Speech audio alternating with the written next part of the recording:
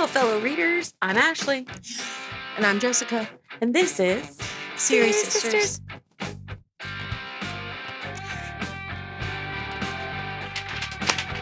I knew it was coming. Boobs. What's up? Nothing. I wanted to discuss In the Middle of the Night by Riley Sagar. Sagar. Cigar. It's Sagar. Sagar. No, it's Sager. It's AR. It's ER. A. It's an E. I hope I'm right.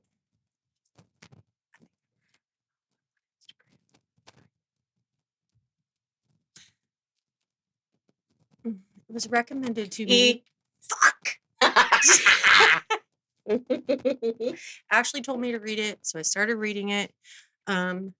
And my goodness, It's so good. I could not stop reading. It's so good. Josh says it's like the perfect novel, but he's ridiculous. Perfect what? Novel. Oh, that you said mouthful. And he was like a big old mouthful. Ew. Yeah, it made me brilliant. cry. I sobbed, obviously. I didn't sob, but I cried. Made my husband cry too. And then so I'm an Audible girl, if you know what I mean. So I prefer to listen. Well, not prefer, but I listen because I like doing all the other stuff. But the guy who was narrating, Santino Fontana. You don't know Santana? No, it wasn't Santana. He's changed. He was awesome. Awesome. It sounded really good. He wasn't too. No, and he did really good. Sometimes there's like older men that sound like robots when they're reading, yeah, it's ridiculous. and yeah, I can't do that. This guy sounded a lot like Andy Samberg. Oh, okay. So, but Nice. Read it. Read it. Do you want to read it? A man. He's a man. When he was younger, he was camping in his backyard with his best friend. About 10 years old? Yep, about 10. And then he wakes up and his friend is missing. Mm-hmm. His friend's gone. And he stays missing. And then he comes back as a grown man, and he tries to solve the crime, the mystery of what the fuck happened to his friend. Yeah. But it was good. Read it. So good. Read it and you'll like it. Yeah. And if you don't, oh shit. What? Damn. Got her. And then you were telling me there was 4 books. Yes. So I was told today that apparently there's a 4th one. Like you can see this. We have this one, then there's the Hawthorne Legacy, then the Final Gambit, and then the Brothers Hawthorne. There's a 4th boy. Oh. So not you know what I mean. I call everything boys. OI. Sorry. This is really important because I wanted to remember what my the next thing I was going to say. Sorry. Oh, okay. I thought you were answering a text, and I was like, "Whoa, well, got sometimes something." It's important, and I'm very popular and needed. So, if you had a mansion, what kind of room would you like in your house? I just get one? No, I mean like besides regular rooms. What kind of extra? I need a fancy kitchen. And it needs to have an island. Always wanted an island. I need a library and a movie room, which can double as a game room maybe, but I definitely need a movie room with some comfy ass seats and some pillows. Preferably in that room, there's a refrigerator so I don't have to venture off to go find snacks. I need a big bathtub in one of the bathrooms. That's my top things Those I need. What do you need? A library. Yep. A workout. I was going to say, if you say gym, I'm going to punch you in the face. I'll come over to your house to exercise. I know, like, people can have gyms now. You don't have to have a mansion to have a gym. But Right. I'd want a gym. But we don't have money to buy all that fucking equipment. No. No. You can't even unlock your car doors. We don't have money for these Just things. one. I gotta use my hand. Not running, so That's true. And then I want a hot tub, and I want an outside fire pit area. And yep. I don't care about the kitchen because I'm not cooking. But I think that's it. It's not very cool. I want a pool, but I don't want an inside pool. Why? Then you can swim at all times. I know, but I don't want to swim that bad. If I go I'd rather swimming, sit in a hot tub. I'd want to be outside. But what if it's in the gym and you're like swimming laps to exercise? I guess. I'd rather have an indoor pool. One of each. We do have a mansion after all. Oh. Yeah. We got this. I like that. Okay. Some rock. Some rock. Well. Yeah. Cool. You want to do this? I do want to do this. What the fuck happened last time? Oh, no, boy. Okay. Avery. Mm-hmm. They found the book with the mismatched cover, and they found that red acetate thing. In it. ACE. Mm-hmm. Oh. TATE. Thank you. I was going to ask something, but I won't. Then she went and read the red will, and it showed the boys' middle names. So those mean something. Yes, they do. She and Jameson asked his mom, Sky. Forget that stupid old movie. I'm getting flubber again. Okay, Evian. Asked about the middle names and basically about his father. Yeah. Sky said that her dad, so Grandpa Tobias, was the one who picked the middle names. Grandpa Tobe. So he's been planning this for quite a while. And then Avery went to the charity, the foundation, because she wanted to get involved with that. And Grayson was there, and they started getting along. And he showed her his graphs. Yeah, can't forget that. And what was the last thing that was said? They really. Oh, and something's up with something's up with Jack. Libby. Something's up with Jack. Don't know if we're ever going to get him back. Yes, Libby. I don't. Did he just say it's about Libby? It's about your sister. Okay. Yeah. Okay. You ready? Yeah. Okay. Okay. So what happened was Drake was at the gates. Fucking Drake. Avery called Elisa, who assured her that they had restraining orders in place for both Avery and Libby on him. Okay. If I said that right. Avery's worried that Libby's going to talk to Drake because she's worried that Drake is going to be very sweet and do what he always does, and Libby's going to take it back. So Avery's like, "Hey, Orrin, can you drive any faster?" And Grayson says, "Don't worry, Nash is with your sister. If the gentleman so much as tries to lay a finger on her, I assure you my brother would take pleasure in removing that finger." Oh, also not a finger. There's been a girl named Emily. Yeah, she died. Okay. She's dead. We don't know much about that. But we know all the Hawthorne boys loved her. Yeah, it's all cryptic. So. All two of the ones that did. And Scott.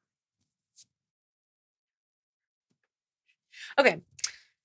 Orrin jumps in and says, "If it would make you feel better, I can remove him from the property, but that might cause a bit of a scene for the press." Avery's confused. There hadn't been any press when she was at the foundation. Were they all at the house? And Avery says, "If I were a betting man, I would guess that Drake placed a few calls to reporters to ensure an audience." Oh my gosh. As they pull up, Avery can see Drake and all the press and paparazzi, and she gets pissed. Drake was not the story here. She needed to change the focus. Orrin advises her to stay in the car. She doesn't listen.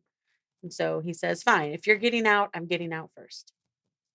Avery approaches the throng of people, with Orrin telling her that Elisa was going to kill her.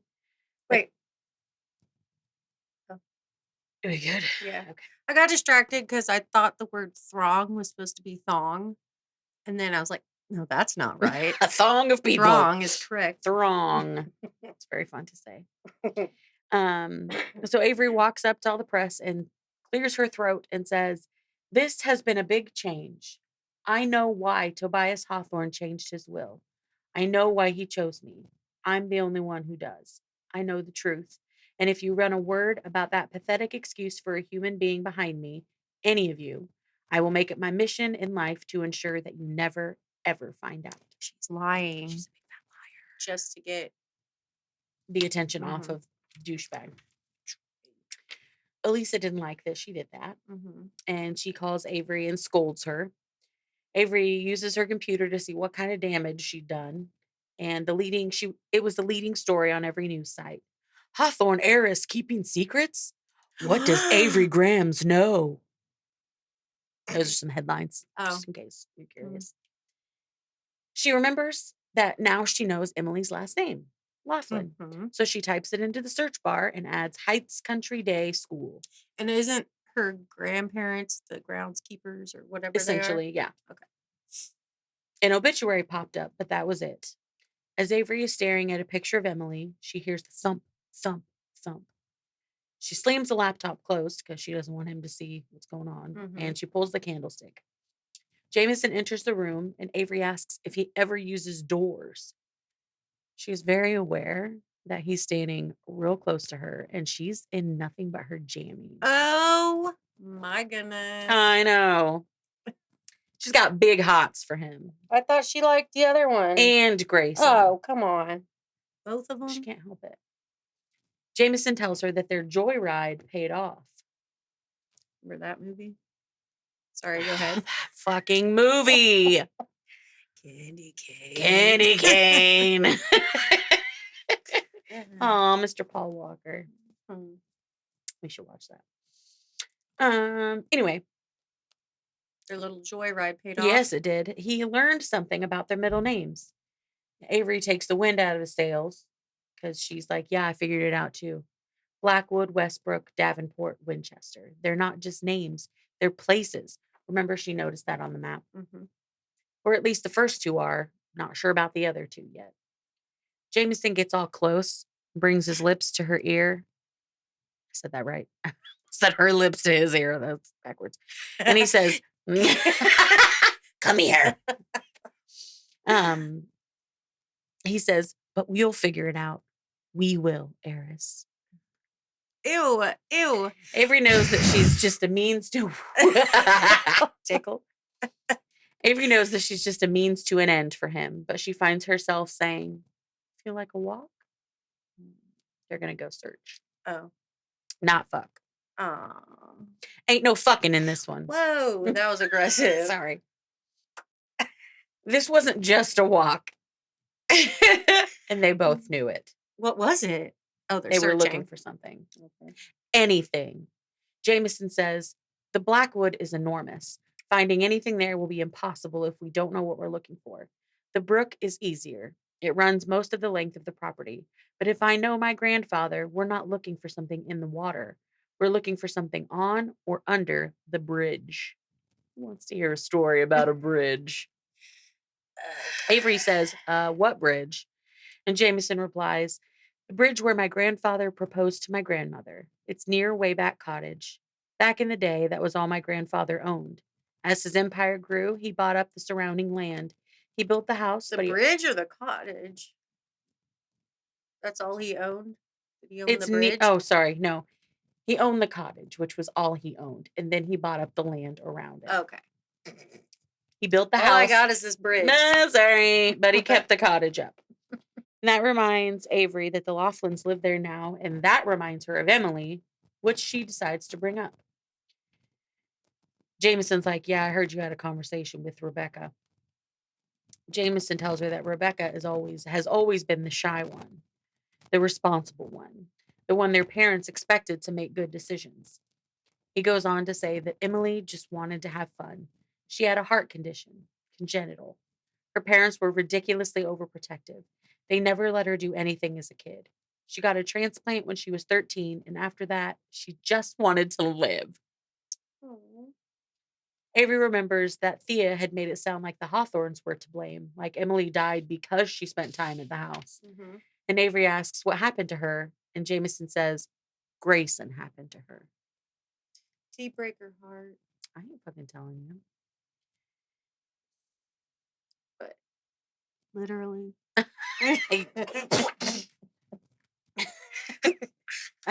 Won't eat it. Avery asks what he meant by that, and he says he wants to play a game. He'll give her one truth about his life and 2 lies. Dude, come on. It was up to her to decide which was which. He says, first, I knew what was in my grandfather's will long before you showed up. 2, I'm the one who sent Grayson to fetch you. And 3, I watched Emily Laughlin die. 2 truths and a lie? Or one he did it wrong. Okay. On purpose. She says, so one thing is supposed true? to be 2 truths and a lie. And he's like, not this one. Whatever. Okay, so 2 lies and a truth. 2 lies and a truth. Yeah. Gotcha.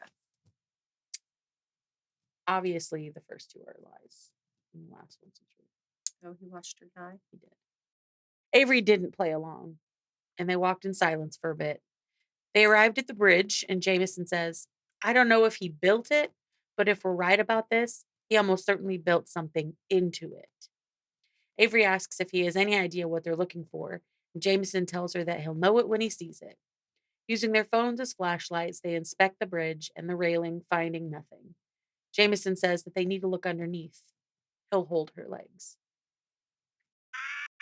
That's not what I meant to say. Jameson is holding her by the hips. His knee is touching hers.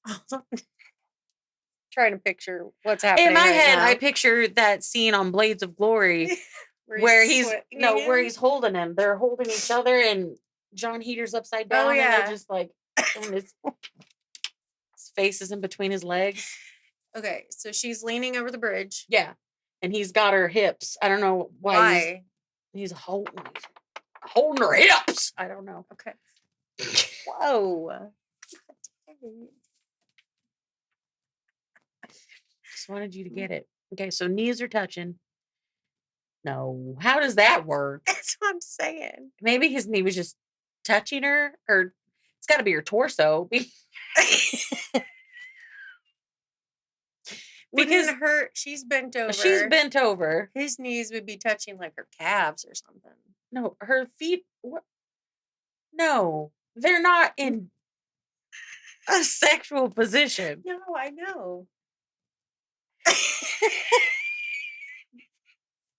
She's all the way leaning, and he's got her legs. So his knees would be by her head. He's got her hips. Well, he should have her legs. I don't know what the fuck he's doing. And his knees wouldn't touch her calves. What I'm saying. I know. Look, it's happening. That's all that I know. Go on. Their knees are touching somehow. I don't know. He asked. Was she doing a back Let me see what I can see. Oh, man. Anyway, he asks if she sees anything, but all she sees is shadows and algae. Avery counts the boards. 21. Same as on the top. Pull me up. There's nothing here, she says. Avery's trying to reason it out while Jameson paces.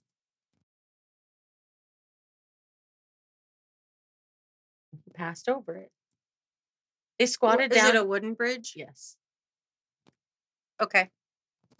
I mean, I have a creaky staircase, and I don't have anything hidden under it. It's just creaky. Yeah. Anyway, this one creaked in a way that said, I'm hiding something. Please look under me. Look. Anyway, they squatted down to get a better look. Both of them squatted. Hello? Hello? Who's there? It moved, but just a little.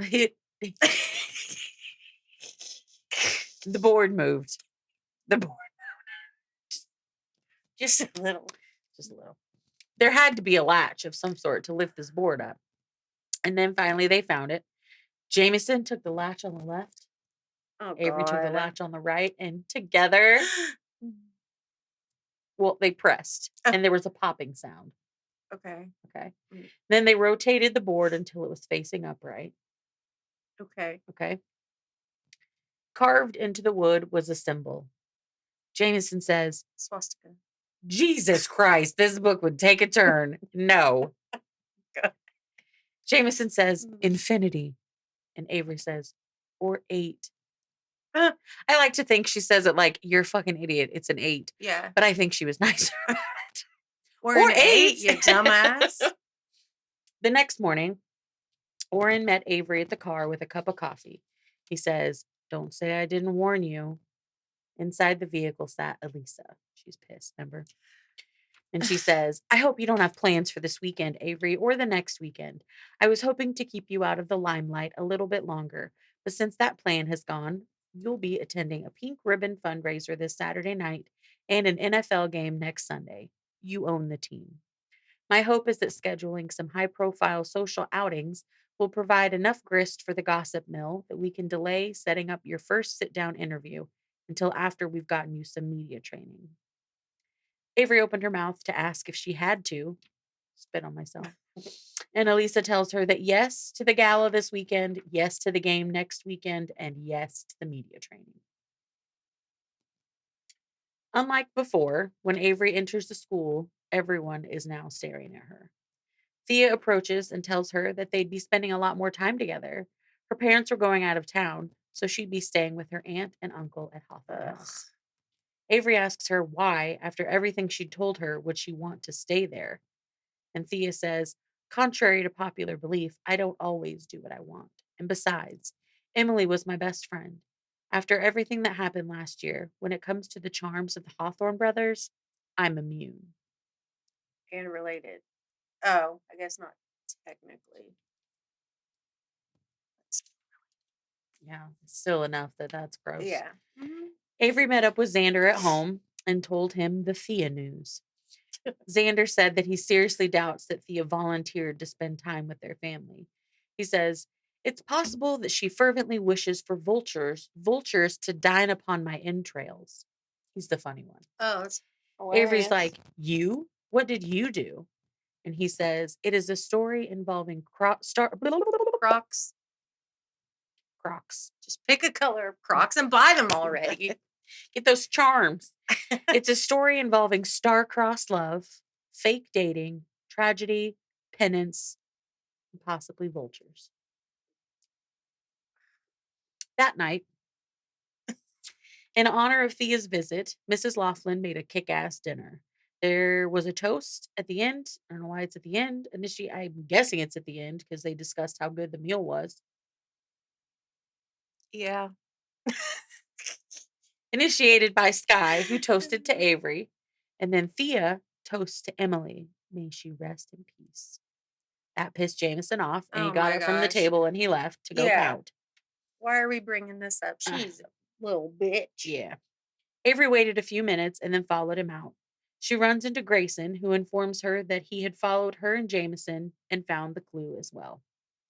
Avery asks what he wants, and Grayson says, if you were smart, you'd stay away from Jameson, from the game, from me. Thea's right. This family, we destroy everything we touch. Oh my God. Avery knew roughly where the Blackwood was, so she went to catch up with Jameson because she guessed that's where he was going. When she was almost to him, she saw him furiously punching a tree, the bark tearing at his hands. Trying not to bring up Emily and trying to diffuse the tension, Avery asks what they're looking for. She tells Jameson that she knows he skipped school to do something. He had to have a guess. He skipped school. Hold on. He wasn't there that day at school. Okay.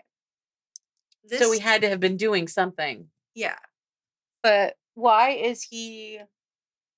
So he skipped school. Now he's mad punching a tree. Is it because of Thea? Because of what Thea said about Emily. Yeah. Does he have a shirt on? I think so. All right. Go ahead. He's not drunk this time. Okay. And then, wait. But then she's like, what are we looking for? Yeah. Because in the Blackwood, remember? Uh-huh. And if he skipped school. To look for something, maybe he has an idea of what he was looking for. All right.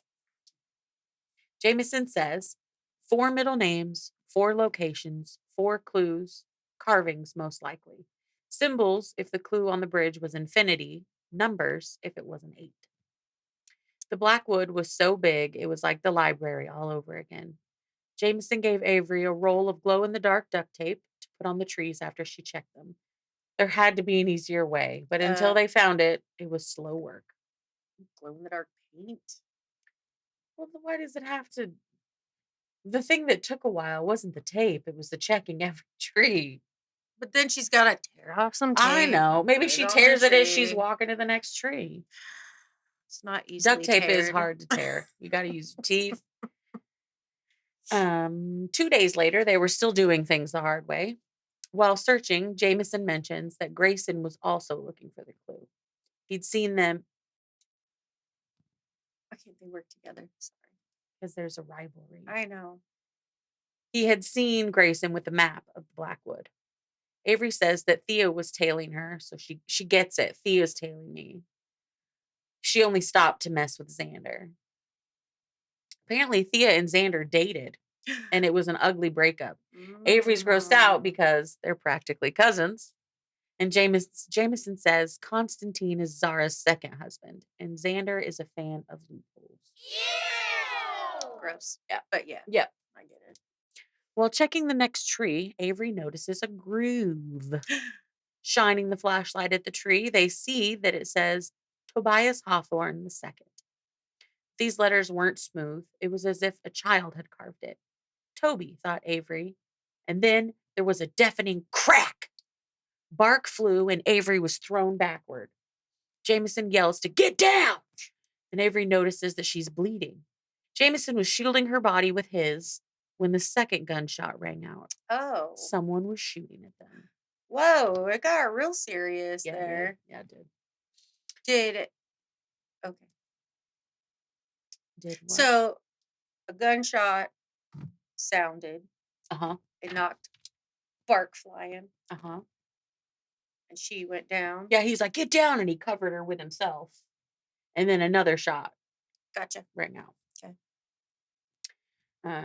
Orrin he came running up. Yeah, what Orrin? He wasn't close enough, obviously. But he made sure the shooter was gone, and then he doubled back to check on Avery. Avery's chest throbbed just under her collarbone, and her face hurt. She asked if she was shot twice, and is told that she wasn't shot at all. She'd gotten hit by a couple pieces of bark, one of which was lodged deep in her chest. Oh. Orrin tells her that she's lucky. A couple more inches to the right, and they'd be removing a bullet instead of just bark. Orrin used his knife and dug the bullet out of the tree in hopes that they could trace it. Jameson, sounding scared, asked, "What just happened here?" Orrin says, "What happened is that someone saw the two of you out here, decided you were easy targets, and pulled the trigger twice." Avery was in shock. Orrin's team got there, and Avery, Orrin, and Jameson got on the ATVs they brought and headed back to, they went to Wayback Cottage, not the house. The cottage was closer. Mm-hmm. But Avery couldn't shake the feeling that Orrin didn't trust the people at the house. He must not think they're dealing with an outside threat. When they arrive at the cottage, Mrs. Laughlin puts on some tea, and Orrin doctored Avery's wounds. Mr. Laughlin finally made an appearance. He walked through the front door with mud on his boots. He asks Orrin if the security protocols were in place, and then he asked his wife, "Where's Rebecca?" But no one was sure. Rebecca's apparently there. She lives in the cottage? No, but she was spending time with her grandparents. Oh. She's there visiting as well. Okay. But that is the first time. I didn't accidentally forget. That is the first time they mentioned that. Okay. No one was sure where she is. Yes. What's is it just Mr. Laughlin? Yeah. And Mrs. Laughlin. Yeah. Okay. Yeah. The grandma and grandpa. Mm-hmm. But he took some time getting back to the cottage, so who knows where he was. Right. He exactly. Could have been the shooter. Exactly. Avery goes to the bathroom to wash her blood-streaked face, but she couldn't make herself turn on the water. Then Jameson was there, washing her face and hands, and she was way into it. But she knows she shouldn't be. And then... Oh, no. They kiss. And then when they break apart, Jameson says, I always knew you were special. We're so close now. I can feel it. That's not what she wanted to hear. Why? Or he said someone obviously didn't want us looking at that tree. Because she's like, maybe it wasn't because of the clue that they were shooting. I'm sure someone was shooting at me so that way I die and I don't get the money. Get all the stuff. money, so it'll go to whoever, whenever. So she's mad that he's all about the game and doesn't really like her for her, and he's just using her. Gotcha. Okay. He went to kiss her again, but she pulled away. She thought that when he told her she was special, he'd meant her and not what she could bring to the puzzle. All he can think about is the game. Avery remembers Nash saying, You're not a player, kid. You're the glass ballerina or the knife. Avery gets angry and says, Oren just pulled a chunk of wood out of my chest, and if things had worked out differently, he would have been pulling out a bullet. What happens to the money if I die while the will is in probate? What happens if whoever fired that gun scares me off and I leave before the year is up? Not everything is a game, Jameson. Jameson leans his face close to hers and says, That's the thing, Eris. If Emily taught me anything, it's that everything is a game. Even this. Especially this. And then he left, and Avery didn't follow him. Okay. Then Rebecca's there. She came to check on Avery. She heard about what happened. She's wearing thick hiking boots and cargo pants, both of which were spattered with mud. Everyone's awfully muddy around here. Rebecca says, I feel like I should warn you. I'm supposed to say that my sister was wonderful. And she was when she wanted to be. Her smile was contagious. Her laugh was worse. And when she said something was a good idea, people believed her. She was good to me almost all the time. Sisters. But she wasn't nearly as good to those boys. Avery asks what Emily did, and Rebecca continues. Em didn't like to choose. She wanted everything more than I wanted anything. My job was to keep my sister happy. It's something my parents used to tell me when we were little, that Emily was sick and I wasn't, so I should do what I could to make her smile. Yeah, Parents of the Year. And the boys, they made her smile. Avery reads between the lines and realizes that Rebecca means that Emily dated both Jameson and Grayson at the same time. Oh, at the same time? Yeah. Oh, I thought at least you would Two take chicks turns. at the same time. I mean, it's not like they went out on a date, all three of them, which is fine, but they're brothers. It's weird. Unless it's like a hingey thing. Anyway. What? Like an Eiffel Tower. Ew, what? How does that work? I don't want to know. Well, she's bent over. You got one guy in front, one in back, and then they put their hands together. So it looks like the Eiffel Tower. Okay. Yeah, I get it. Okay. You guys get it? Oh, man. So back to Rebecca talking about her sister. So Avery realizes that she was dating them both, and she asks what happened when they found out that she was dating both of them. And Rebecca says, You're only asking that because you didn't know Emily. Yeah. She didn't want to choose, and neither one of them wanted to let her go. She turned it into a competition, a little game. Avery asks, How did Emily die? Grayson and Jameson, both those two. But didn't Jameson say that Grayson killed her? No, I thought he said the older one. Nash? Or Gaston. I keep wanting to call him Gaston. No. Oh, he said Grayson. Yeah. Okay. The Grace. The Grace. Okay, so Emily turned it into a game, a competition between the two of them. Avery asks how Emily died, and Rebecca says that Grayson had told her it was her heart. It wasn't until Rebecca walked away that Avery realized that Rebecca never actually told her what she was supposed to be warning her about. 3 hours later, Oren and his team let Avery go back to the house. That's not Grayson's fault. I know. Okay. She rode back on the ATV with 3 bodyguards.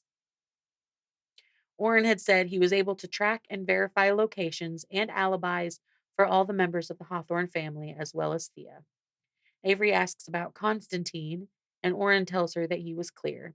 He didn't personally wield that gun. Orrin says, I know a forensic investigator. He works alongside an equally skilled hacker. They'll take a deep dive into everyone's finances and cell phone records. Convenient. In the meantime, my team is going to focus on the staff. When they arrive at the house, Elisa is there. Avery is mad at both Elisa and Orrin because they said she'd be safe. So she comes she gets off the ATV, guns a-blazing, and hollering at both of them because they said she'd be safe. They'd laughed when she brought up murder.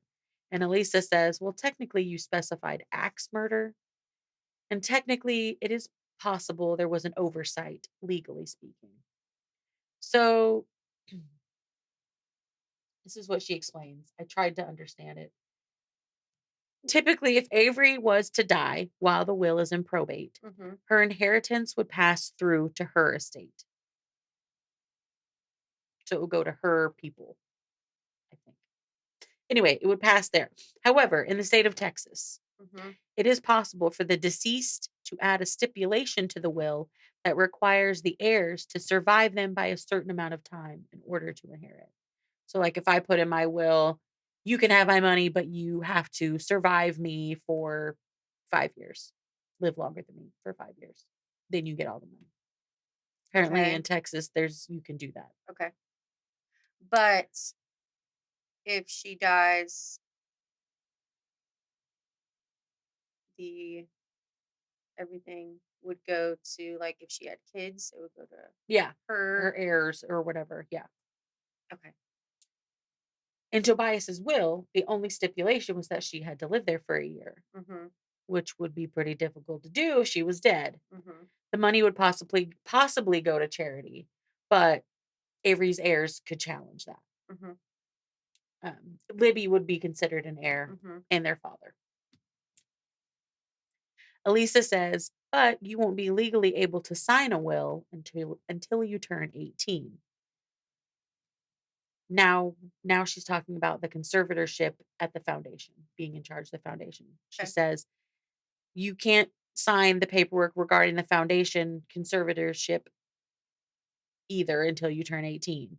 That was the other oversight. Originally, Elisa was focused on the will, but apparently if she's unable or unwilling to fulfill her role as conservator of the foundation, that conservatorship passes to the boys. Okay. So, because she's not old enough. Essentially, yes. She can't sign the paperwork. Yeah. But yeah. So it passes to the boys if she's unable or unwilling to fulfill. So if she's dead or doesn't want to. Okay. Yeah. But wouldn't unable mean like since she can't sign stuff? I think she can still do it. I don't know. Because, Zara's still there if they help her with it. I don't know. Okay. It wasn't said. Okay. Gotcha. I'm making shit up. Okay. Apparently, Zara and Constantine know about the conservatorship as well as Grayson. Orrin tells Avery that she will go nowhere without him. Elisa asks, what do you know that I don't? And Orrin said, I had my people check the armory. Nothing is missing. In all likelihood, the weapon fired at Avery wasn't a Hawthorne gun, but I had my men pull the security footage from the past few days anyway. The armory has had 2 visitors, Jameson and Grayson. Both have alibis, but both were looking at rifles. And Avery was like, Hawthorne House has an armory? I'd want an armory in my mansion. Would you? All the weapons? No guns. Just random weird weapons. Just weapons. Lots of knives. So she was like, they have an armory. And Elisa tells her that had she read the binder detailing her assets, she would have known that Mr. Hawthorne had the world's largest collection of 19th and early 20th century Winchester rifles, several of which are valued at upward of $400,000 for a fucking gun. How absurd. That is crazy. Just for something you kill people with. Anyway. Ashley doesn't like guns. We won't get into it right now. I like guns.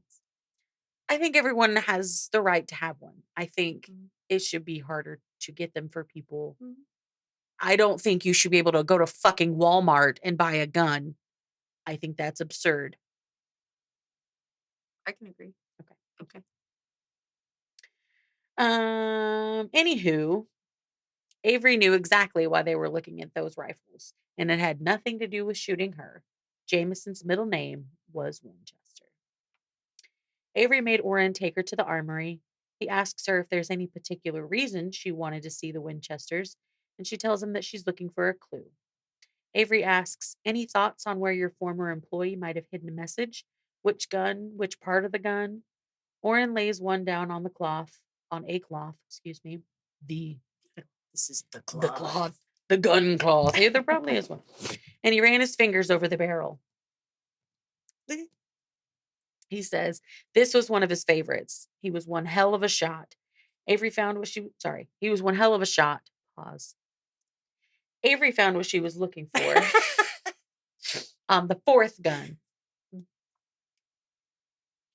To load a bullet into a Winchester rifle, you cocked a lever away from the stock. On the underside of that lever were 3 letters, O-N-E. That means that the previous clue was an 8 and not the infinity symbol. So now they had an 8 and a 1.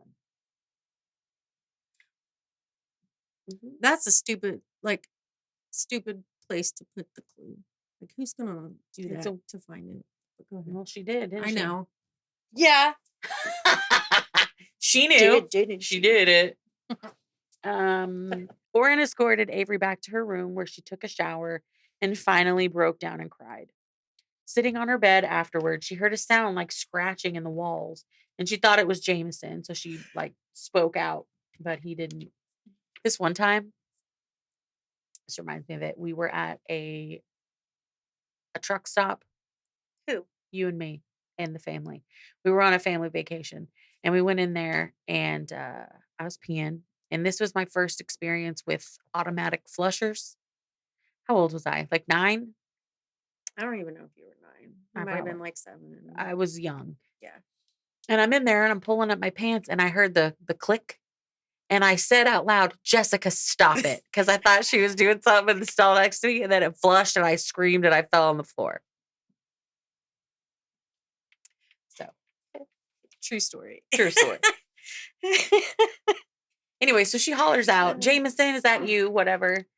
And he didn't answer. And so she freaked out and she went to find Orrin and told him about the secret passageway. And so he searched it and disabled the entrance to her room. I'm listening. And then it told her, maybe you should sleep in Libby's room for the rest of the night. So she did. Avery dreamed that she was at the diner her mother worked at when she was young, 5 or 6. In the dream, Avery is stacking sugar packets. Her mother says, Avery Kylie Grams, what have I told you about building castles out of sugar? Dream Avery responds, it's only worth it if you can go 5 stories tall. Real Avery wakes with a start and notices that Libby's side, it's morning now. She notices that Libby's side of the bed is empty. She sees Libby's phone and there are dozens of missed messages, all from Drake. Avery could read the last 3 without needing a passcode. I love you. You know I love you, Libby mine. And I know that you love me. Well, he's a little desperate. I think he needs to back off. Mm-hmm. Mm-hmm. I mean, he would. Is he smart enough to know that if Avery was dead, Libby would get the money? Do you think? I think so. Okay. Either he's smart enough or someone told him that. Yeah. The minute Avery leaves Libby's room, Orrin is there. He tells her that a police report has been filed discreetly. The detectives assigned to the case are coordinating with my team. We're all in agreement that it would be to our advantage, at least for the moment, if the Hawthorne family does not realize there is an investigation. Jameson and Rebecca have been made to understand the importance of discretion. As much as you can, I'd like you to proceed as though nothing has happened. He doesn't want him to know in case they're the culprits. Who? The Hawthorne family. Okay. I thought he cleared them. He got their alibis, but it doesn't mean that they didn't contract it out. Okay.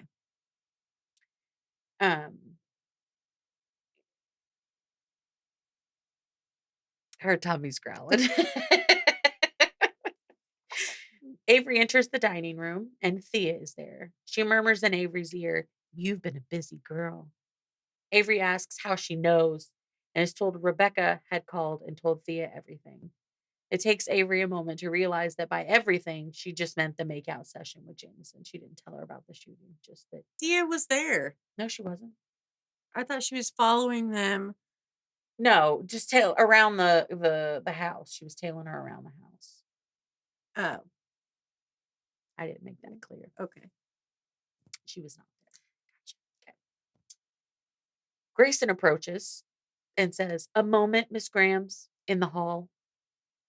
When they're in the hall, because he could tell that she was hurting. She was passing some, I don't know what the fuck it was, something on a plate to Nan, the old lady, the old ass. Mm-hmm. And she picked it up and she like winced. So Grayson could tell that she was hurt. And so when they go in the hall, he asks her what happened.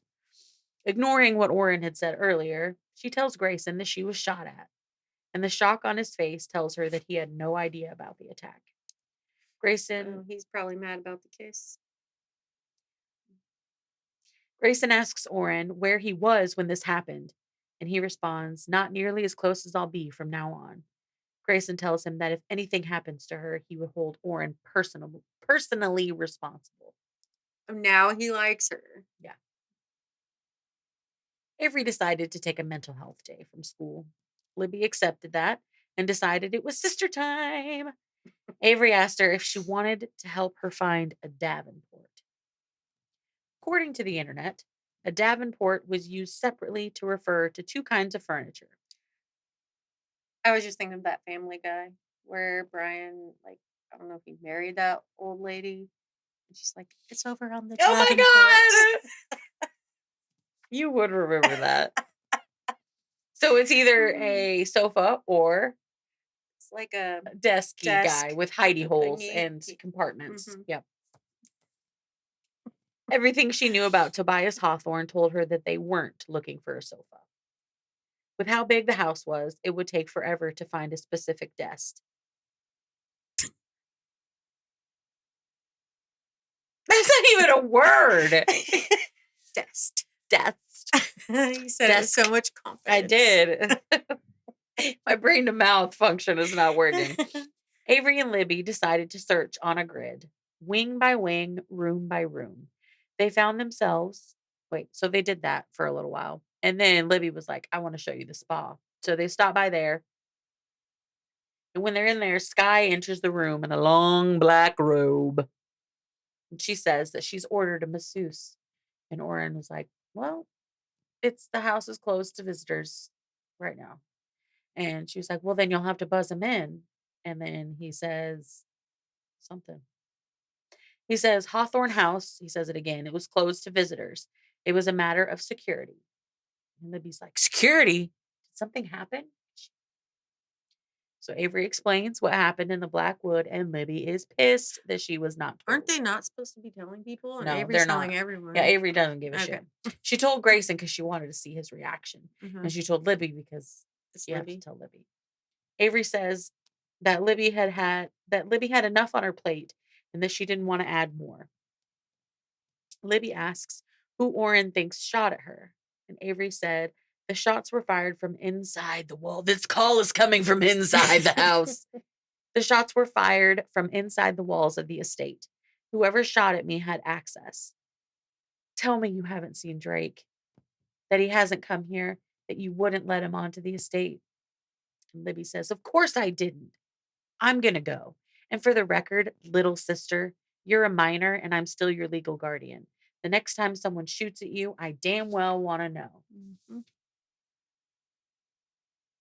Orrin had to have heard her fight with Libby, but he didn't comment. Avery told him that she was still looking for a Davenport. She says, "I have it on good authority that Hawthorne House has multiple libraries. Got any idea where they are?" 2 hours and 4 libraries later, Avery was standing in the middle of number 5. No Davenport. Feeling down, Avery leaves. She hears piano music and goes to find the source. In a large open room, Nan sat behind a giant grand piano. It wasn't until Avery got closer that she saw the piano was playing by itself. She asks Nan if she played, and Nan says, "I did when I was young. Got a bit too much attention for it, and my husband broke my fingers. Put an end to that. He met with a tragic accident not long after that." Nash's voice came from the doorway. "Nan, you're scaring the kid." And Nan says, "Well, if she's scared that easy, she shouldn't be here." Avery tells Nash that he was right about the game. That's the reason Jameson was keeping her close. She asks him, "Any chance you know where your father might have stashed a Davenport desk?" Nash asks if she's checked the libraries, obviously. So Avery lists off the 5 libraries that she's been in. However, according to Nash, there was another place it could be. Nash led Avery up 2 sets of stairs, down 3 hallways, and past the doorway that had been bricked shut. The doorway goes to Tobias, baby Toby's wing. Oh. It was boarded or bricked up. Bricked up. It was bricked up when after he died. So they passed by. Like seriously? Yeah. Okay. At least the door to it. I don't know if the room, like if who has that many bricks, to fill it all bricks. up. A lot of bricks. Bricks. Every room. Funny. Finally, they came to a steel door that looked like it belonged on a safe. There was a combination dial, and below it, a 5-pronged lever. Nash did his thing, and the steel, he stood in front of it, and just, woo, my double chin jiggled. That was funny. How funny. If anybody has one of those, do this. It feels funny. Jiggles. Nash did his thing, remember? And the steel door opened out into the hall. Avery quickly saw that it wasn't just one room, it was an entire wing. Another one. Okay. Walking through, Nash told her that this was their play area when they were young. So it's got games, it's got arcade games, anything a young boy would want. I think they say that there's an actual small plane in one room. A real one. A real plane. Okay. Get excited. Just stared. It's big news. Sorry. It's okay. Avery asked where the library was, and Nash nodded to the end of the room, the one wall that wasn't covered in board games. There was no door. Instead, there was a fire pole and what appeared to be the bottom of some kind of chute, probably from a slide coming down. Nash said, "It's up there." Fire pole. Yeah. I don't know what I was thinking of a poker. Fire poker. Oh, no, no. A pole. Yeah. And shoot. So they can come down those 2 ways. Yeah, or go up those 2 ways. But how do you go up? Is that the only either way? Go up the pole or you crawl up the slide. Can't go up a pole. I can't go up either. I could never. Well, we had to do that rope climbing shit in PE when we were in grade school. I think I asked one year, like, do I have to do this? Because I know I'm not even getting off the floor. I have no upper body strength. I don't think.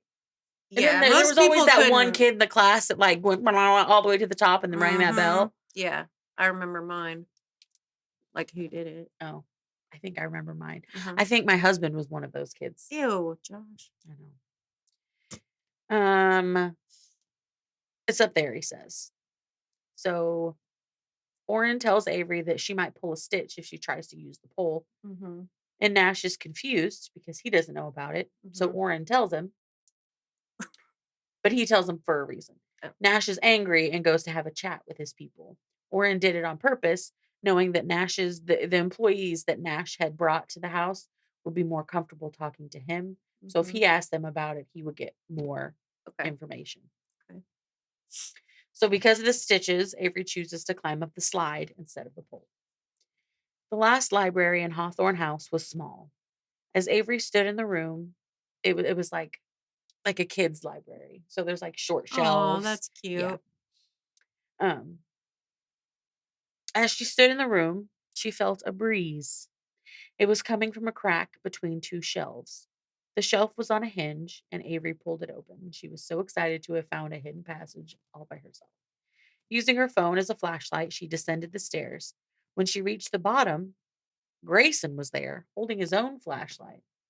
Avery asks, "Do you think Jameson is right?